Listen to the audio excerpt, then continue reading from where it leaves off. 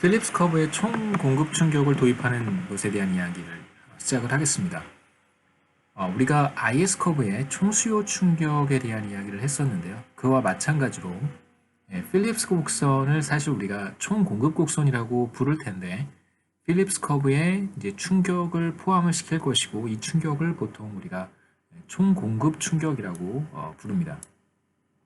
보통 이제 공급 충격이라고 부르는 이유는 우리가 전에도 살펴봤지만 필립스 커브를 도출하는 과정에서 결국 이것이 기업의 이윤극대화 과정, 그러니까 얼마만큼의 가격을 측정하는 것이 기업에게 최선인가로부터 우리가 필립스 커브를 도출했기 때문에 사실상 공급자들의 문제이기도 하잖아요. 생산자들의 문제이기도 하고 그런 측면에서 필립스 커브에 발생하는 충격을 우리가 총 공급 충격이라고 부릅니다. 여기에 적어 놓은 것처럼 공급 충격이라고 부르는 이유는 이제 기업의 생산과 가격 결정에 1차적으로 영향을 주는 요인들이기 때문에 그런 것이고요. 우리가 앞서 살펴봤던 필립스 커브에 이제 총 공급 충격을 이렇게 포함을 시키겠습니다.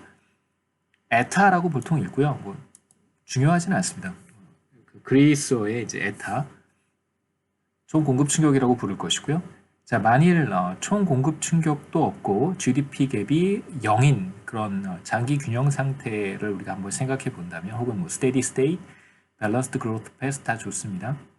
그런 상황이라고 한다면 자, 필립스 커브의 GDP 갭이 제로고요. 그 다음에 supply shock, aggregate supply shock이 없으니까 결국은 지금 현재 인플레이션 레이트이 이제 그 다음 기회도 계속해서 이어지는 다시 말하면 이제 장기 균형 상태에서 인플레이션 레이트이 이제 일정해지는 그런 결과를 우리가 얻을 수 있습니다.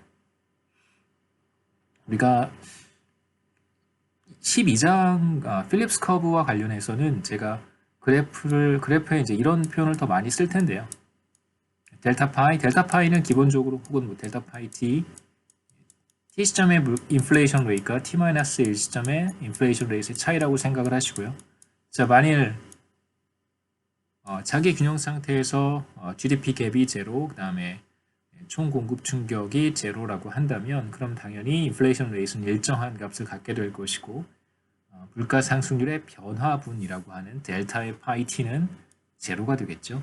자, 이 두 개의 t-1, t-1기와 t기의 인플레이션 레이트이 같으니까 인플레이션 레이트의 변화분은 제로가 됩니다. 우리가 인플레이션에 대한 두 가지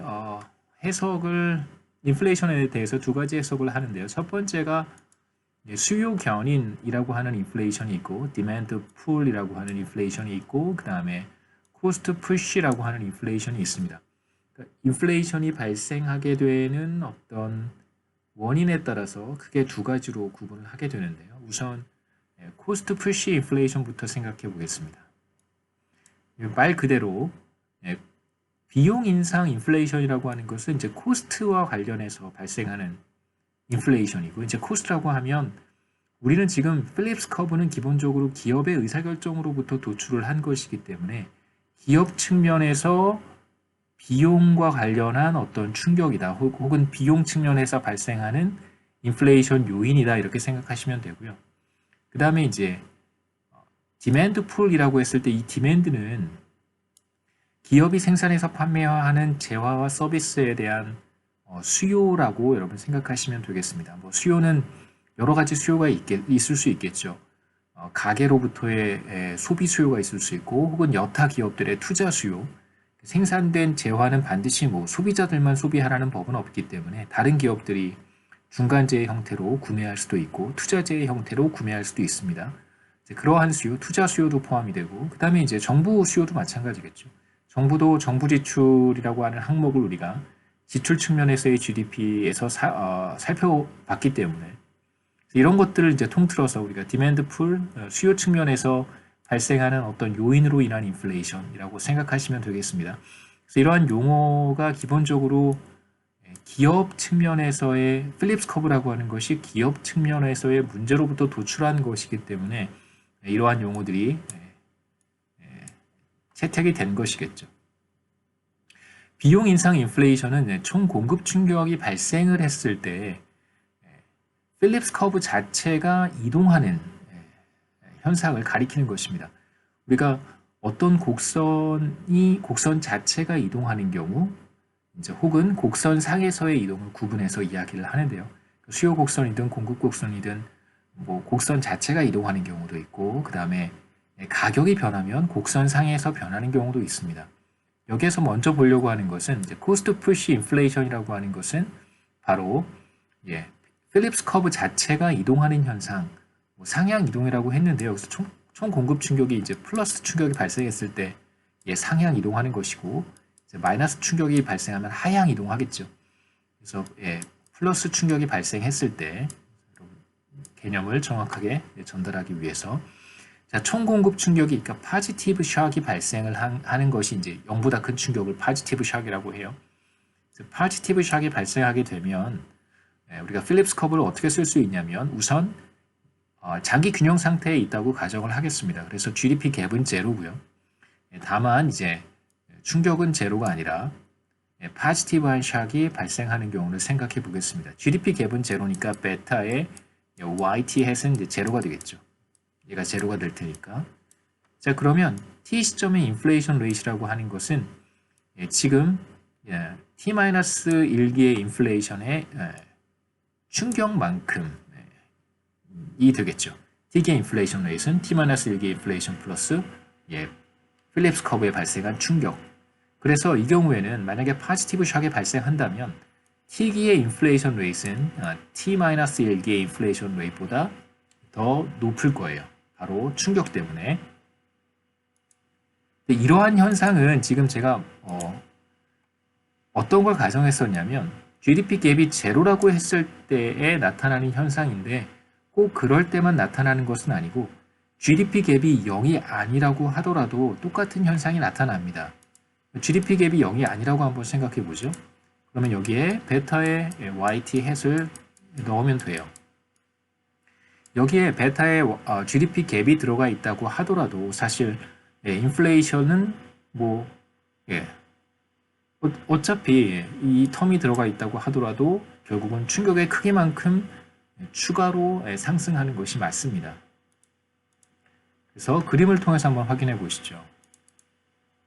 지금 우리는 A라고 하는 점에 있다고 가정을 했어요. GDP 갭 YT 햇이 제로라고 했기 때문에 우린 제로라고 하는 점에 있었고요. 자, 이런 상태에서 필립스 커브의 파지티브 샥이 발생을 했습니다. 이게 이제 0보다 커진 것이고요.